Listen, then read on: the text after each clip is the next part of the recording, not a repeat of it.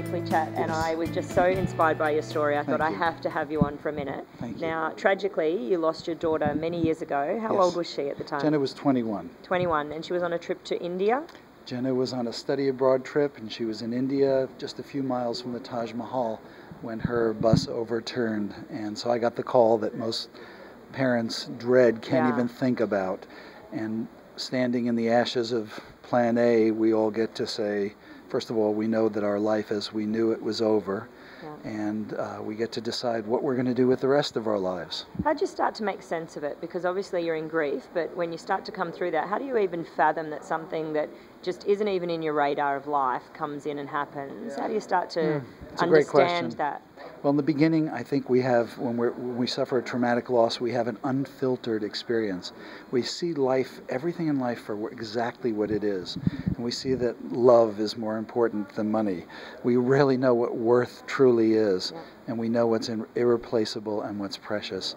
And I think when we're fighting for our lives, in the beginning of grief, in the beginning of that kind of a loss, it's like we're on life support, and we have to learn self-care. All the tricks, all the ways of coping, all the things we've learned don't cut it.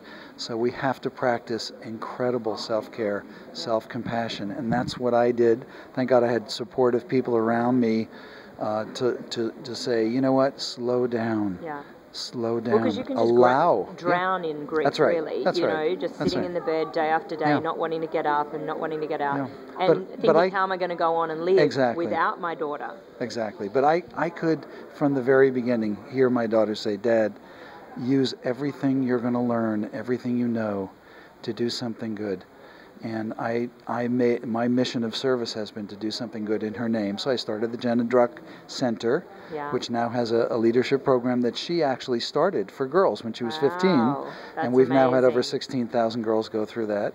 And then we started another program called Families Helping Families to pay it forward. So the families that go through tragedy, who've grown skin back and are in a position to use that knowledge base that nobody wants to help somebody else, can pay it forward. So we've done good things in her name, and just in the last couple of years, I've been asked, several people said, how can we get the distilled essence of what you've learned about how life really is and how we truly turn adversity into something precious in our lives? And that's where the real rules of life came in, writing the book. Well, look, I interview a lot of people who've overcome huge adversity in their life, and if you could only tell us one thing in a sentence, what do you think it distills down to, that essence of how you move forwards? Self-compassion.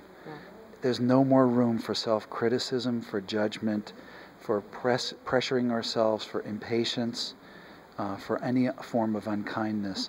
That if we can learn to be compassionate, kind, gentle, patient with ourselves, understanding and encouraging, we will rise out of the ashes. Not only just rise out of the ashes, but we'll go on and we'll make every day of the rest of our life count for something. Wow, I think that's just a beautiful message. Make it count for something. That's something we can all do. Absolutely. I'm glad you stopped by. Pleasure to be with you.